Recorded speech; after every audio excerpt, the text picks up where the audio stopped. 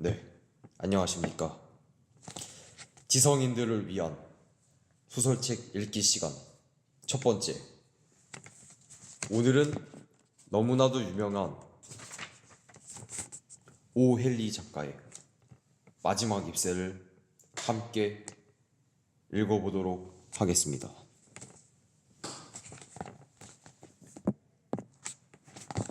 마지막 잎새.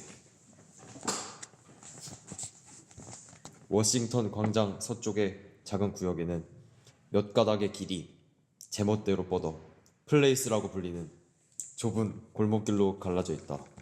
네, 벌써 머리에 그려지죠? 이 플레이스들은 기묘한 각도와 곡선을 이루며 하나의 길이 몇 번이고 다시 교차하고 있다. 옛날 어떤 예술가가 이 동네가 지니고 있는 아주 훌륭한 가치를 발견해냈다. 그림 물감과 종이, 캔버스의 외상값을 받으러 오는 수구먼이 만약 이 길로 들어섰다가 돈을 한 푼도 받지 못한 채 도로 제자리에 돌아온 자신을 발견한다면 어떨까? 그래서 괴상하고 낡은 그리니치 빌리지로 화가들이 몰려와 북쪽으로 난 창문과 18세기 박공과 네덜란드식 다락방과 새가 싼 방을 찾아 헤맸다. 그런 후에 그들은 6번가에서 백랍으로 만든 컵과 다락 빠진 접시 한두 개를 사달랐고, 이렇게 해서 화가촌이 생기게 되었다. 수와 잔씨는 납작한 3층 건물 꼭대기에 화실을 가지고 있었다. 잔씨는 조안나의 애칭이었다. 수는 메인주 출신이고 잔씨는 캘리포니아 출신이었다. 그들은 8번가에 있는 식당 델모니코에서 처음 만났는데, 두 사람이 미술과 치커리 샐러드 그리고 작업복의 소매에 있어서 취미가 완전히 일치한다는 사실을 알고 공동의 화실을 갖기로 한 것이었다. 그것이 5월의 일이었다. 11월이 되자 의사들이 폐렴이라고 부르는 냉정한, 눈에 보이지 않는 나그네가 이 화가촌을 찾아와 그 얼음같이 차가운 손가락으로 이곳저곳 사람들을 건드리고 다녔다. 이 아카는 뉴욕의 이스트 사이드에서는 제멋대로 쏘다니며 수많은 희생자를 냈으나 이 동네의 좁고 이끼 낀 골목길에 와서는 걸음을 늦추었다. 폐렴 씨는 기사도 정신을 가진 노신사가 결코 아니었다. 캘리포니아의 부드러운 바람 때문에 핏기가 가신 약하디 약한 처녀가 피 묻은 손을 쥐고 가쁜 숨을 몰아쉬는 이 늙은 악황과 맞서 싸운다는 것은 거의 불가능한 일이었다. 그러나 그는 잔시를 덮쳐버려서 그녀는 페인트 칠을 한 철제 침대에 드러누워 꼼짝 못한 채 작은 네덜란드식 창문을 통해 옆에 있는 벽돌집의 텅 빈 벽을 쳐다보고 있을 뿐이었다. 어느 날 아침, 몹시 바빠 보이는 의사가 숱이 많고 하얗게 센 눈썹으로 눈짓을 하여 수를 복도로 불러냈다. 그녀가 살 가능성은 글쎄 10%요. 그는 체온계의 수은을 흔들어 내리면서 말했다. 그것도 그녀 자신이 살고자 하는 의욕을 가지고 있을 때에만 말이오. 사람들이 장의사를 가까이 할 마음을 먹은 다음에는 의학의 힘이란 우습게 되어버린단 말이야. 당신 친구는 낫지 않을 거라는 생각만 하고 있어. 혹시 무슨 걱정거리가 있어? 그녀는 언젠가 나폴리만을 그리고 싶어 했어요. 수가 말했다. 그림? 그런 거 말고 그녀가 마음속으로 골똘히 생각할 만한 가치가 있는 것. 예를 들면 남자 같은 것 없어? 남자요? 수는 터무니없는 소리라는 투로 말했다. 그럴 만한 남자가... 아니요, 선생님, 그런 일은 없어요. 글쎄, 그렇다면 마음이 약한 것이군. 의사가 말했다.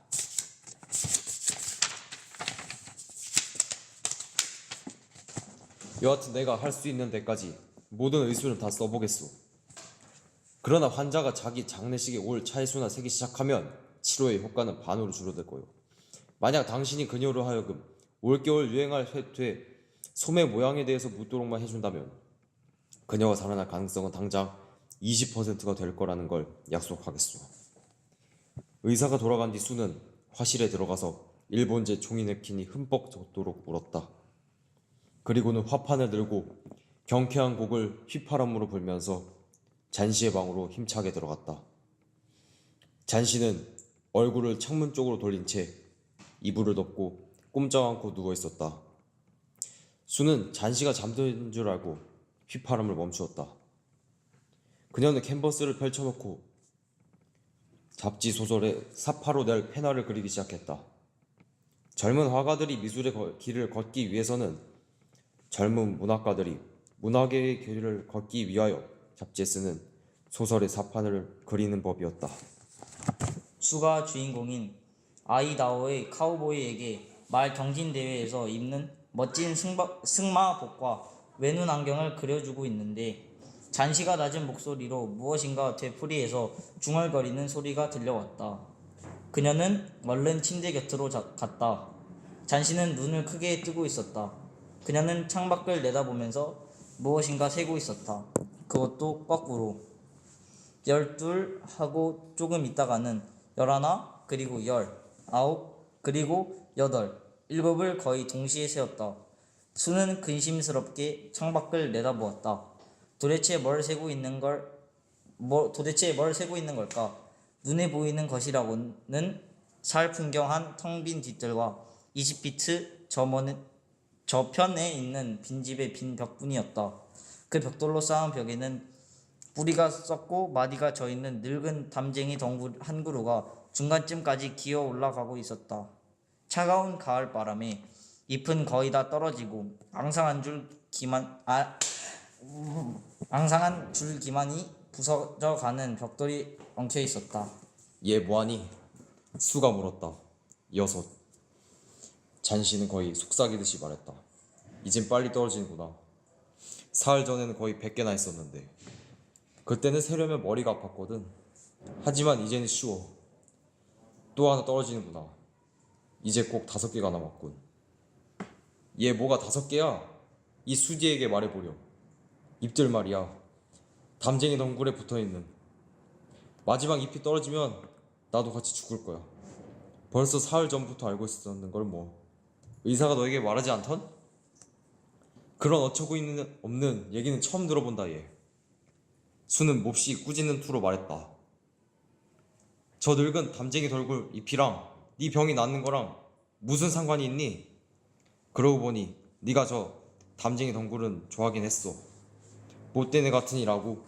그런 바보 같은 소리는 하지도 마. 당장 오늘 아침에도 의사 선생님은 네가 완쾌할 가망은 그래 이렇게 말씀하시더군. 10분의 1이라고. 그건 뉴욕 같은 도시에서 전차를 타거나 공사 중인 빌딩 밑을 지나갈 때 위험률과 거의 같은 아주 양호한 거라더라.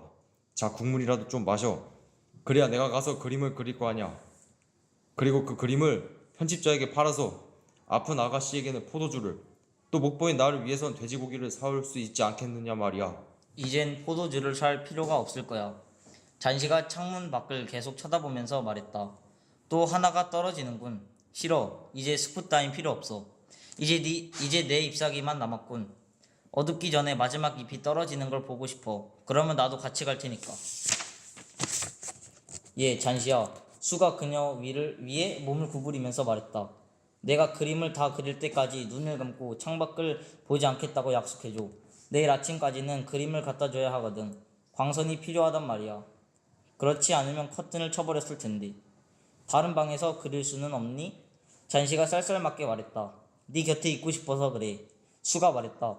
그리고 너가 저 망할 놈의 담쟁이 덩굴잎을 보고 있는 게 싫거든. 일이 끝나면 곧 알려줘. 잔시는 눈을 감으며 말했다. 창백한 얼굴로 꼼짝 않고 누워있는 모습이 마치 쓰러져 있는 조각상 같았다. 마지막 잎이 떨어지는 걸 꼭 봐야 한단 말이야. 이젠 기다리기도 지쳤어. 생각하기도 지쳤고. 나는 모든 것에 대한 집착을 버리고 저 불쌍한 지친 잎사귀들처럼 아래로 떨어져 내리고 싶어. 잠을 좀 자도록 해봐. 수가 말했다. 나는 범한 영감님을 불러다가 늙은 황부의 모델이 되어달라고 해야겠어. 곧 돌아올게. 내가 올 때까지 움직이면 안 돼. 범한 노인은 그들이 사는 집 1층에 살고 있는 화가였다. 그는 60살이 넘은 사람으로서 미켈란젤로가 조각한 모세의 수염 같은 수염이 사티로스 신처럼 생긴 머리로부터 꼬마 악마를 닮은 몸통까지 내리 드리워져 있었다. 범한은 화가로서는 실패한 사람이었다. 40년 동안 화피를 휘둘렀으나 변변한 그림은 한 장도 못 그렸던 것이다. 그는 언제나 위대한 걸작을 그릴 거라고 벼르긴 했지만 막상 붓을 대보지도 않고 있었다. 최근 몇 년 동안 그는 가끔 상업용 또는 광고용의 엉터리 그림 몇 장 그린 것 말고는 그림이라고는 그리지를 못하고 있었다. 그는 직업 모델의 요금을 지불할 수 없는 이 화가촌의 젊은 화가들에게 모델 노릇을 해줌으로써 겨우 몇 푼씩 벌고 있었다. 그는 술을 과음하고는 여전히 앞으로 그려낼 걸작에 대해서 떠들어댔다. 그리고 그는 성미가 급한 몸찌기 잡은 늙은이로서 누구나 마음이 약한 것을 보면 사정없이 비웃어대기도 했다. 그는 또한 위층의 화실에 사는 두 젊은 화가를 수호하는 특별한 문지기로 자처하고 있었다. 수가 가보니 범한 노인은 어두컴컴한 방에서 술 냄새를 풀풀 풍기고 있었다. 한쪽 구석에는 25년 동안이나 걸작의 첫 불질을 기다리고 있는 빈 캔버스가 이젤 위에 얹혀 있었다. 수는 노인에게 잔시의 괴상한 생각을 이야기해 준 다음 잔시가 정말로 나뭇잎처럼 가냘프고 약해서 이 세상에 대한 집착이 더 약해지면 나뭇잎처럼 훌쩍 날아가 버릴지도 모른다고 걱정을 했다. 범한 노인은 새빨개진 눈에 눈물이 주르륵 흘리면서 잔시의 그런 어리석은 생각에 대해서 경멸과 조소를 퍼부었다. 뭐라고? 그는 소리쳤다. 아무것도 아닌 담쟁이 덩굴 잎이 떨어졌다고 죽는 그런 어리석은 사람이 이 세상에 어디 있단 말이야. 그런 소리는 난생 처음 듣는군. 싫어. 자네처럼 멍텅구리 바보의 모델 노릇은 하기 싫어. 어째서 자네는 그런 바보 같은 생각을 하도록 내버려뒀나. 아이고 불쌍한 잔시 아가씨. 걔는 병이 심해져 허약해진 거예요. 수가 말했다. 게다가 신혈이 나니까 비정상인 생각만 하게 된 거예요. 좋아요. 범한 영감님. 제 모델이 되어주시기 싫다면 그만두세요. 영감님은 참 지독한 변덕쟁이 노인이세요. 아가씨도 별 수 없는 여자군. 범한 노인이 소리를 질렀다. 누가 모델 노릇을 안 하겠다고 그랬나? 같이 가잔 말이야. 난 반시간 전부터 이미 포즈를 취할 준비가 되어 있다고 말할 참이었어. 젠장. 여긴 잔시같이 얌전한 아가씨가 병들어 누워있을 만한 곳이 못 되는데 말이야. 언젠가 내가 걸작을 그리면 우리 모두 떠나자고. 젠장. 알았어? 그들이 위층으로 올라가자 잔시는 잠이 들어 있었다. 수는 커튼을 창문 문턱까지 늘어뜨려 놓고는 범한 노에게 다른 방으로 가자고 손짓을 하였다. 다른 방으로 간 그들은 창밖에 있는 담쟁이 덩굴을 두려운 마음으로 바라보았다. 그리고 두 사람은 말없이 서로 마주보았다. 진눈깨비가 줄기차게 퍼붓고 있었다. 범한 노인은 낡은 푸른색 셔츠를 입고 뒤집어 엎은 냄비를 바위 삼아 걸터 앉아서 늙은 광부의 포즈를 취했다. 이튿날 아침 수가 잠깐 눈을 붙이고 일어나 보니 잔시는 생기 없는 커다란 눈으로 창문에 쳐놓은 초록색 커튼을 뚫어지게 바라보고 있었다. 커튼을 좀 걷어줘. 난 봐야겠어. 잔시가 가냘픈 목소리로 명령했다. 수는 어쩔 수 없이 시키는 대로 했다. 아, 그런데 밤새도록 비바람이 세게 차게 몰아쳤는데도 벽돌담에는 나뭇잎 하나가 뚜렷이 남아있지 않은가. 그것은 바로 그 담쟁이 덩굴의 마지막 잎이었다. 줄기 부근은 아직 짙은 초록색이었으나 톱니처럼 생긴 가장자리는 벌써 시들고 말라서 누렇게 된 잎사귀가 땅에서 약 20피트 정도 높이의 줄기에 장렬하게 매달려 있었다. 마지막 잎이군. 잔시가 말했다. 밤사이에 틀림없이 떨어져 버렸을 줄 알았는데 바람소리를 들었거든. 오늘은 떨어지겠지. 그러면 나도 동시에 죽을 거야. 예. 수가 풀이 죽은 얼굴을 베개 마트에 가져다 대면서 말했다. 너 자신에 대해 생각하고 싶지 않다면 나를 생각해서라도 그러지 마. 나는 어떡하라고. 그러나 잔씨는 대답하지 않았다. 사람이 먼 신비한 여행길에 나설 차비를 차릴 때에는 참으로 뼈저리게 외로운 법이다. 우정과 세상에 그녀를 묶어두었던 끈들이 하나하나 끊어져 나가면서 그런 생각이 점점 더 강하게 그녀를 사로잡고 있는 것 같았다.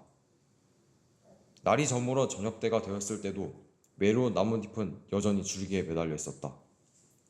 그리고 밤이 되자 북풍은 다시 세차게 불어왔고 비는 여전히 창문을 때리면서 낮은 네덜란드식 추녀 밑을 흘러내렸다.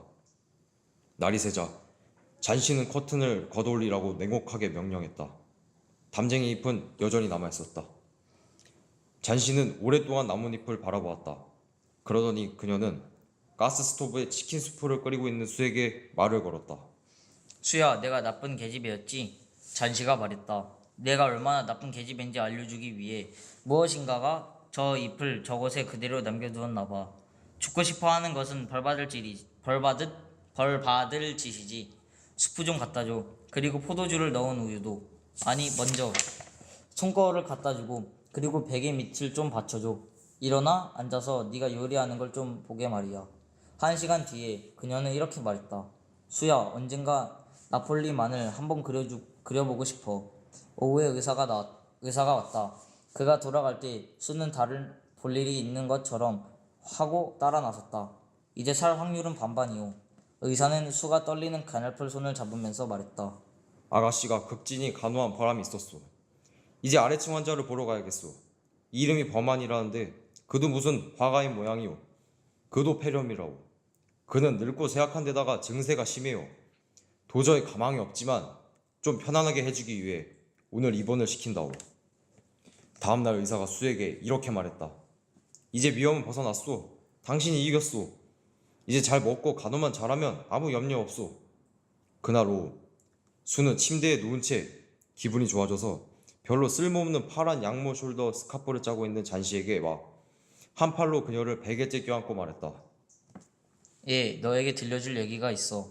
오늘 범한 영감님이 병원에서 폐렴으로 돌아가셨대. 그 영감님은 이틀밖에 앓지 않았어. 첫날 아침에 이 집 관리인이 아래층 자기 방에서 아파서 꼼짝 못하고 있는 영감님을 발견했대. 영감님 구두와 옷은 흠뻑 젖어서 얼음같이 차갑더래. 도대체 그런 사나운 밤에 영감님이 어딜 갔다 왔는지 아무도 짐작조차 못했지 뭐야. 그러다가 불이 켜져 있는 램프와 언제나 놓아두었던 곳에 끌어낸 사다리를 찾아냈고 흩어져 있는 붓 몇 자루와 초록색과 노란색을 섞어 놓은 팔레트를 발견했대. 창밖을 봐. 벽에 있는 마지막 잎을 말이야. 바람이 불러도 흔들리지도 않고 움직이지도 않는다는 게 이상하지 않니? 예, 저게 바로 범한 영감님의 걸작이야. 그는 마지막 잎이 떨어진 날 밤에 저걸 그려놓은 거야. 지금까지 마지막 입스였습니다. 감사합니다.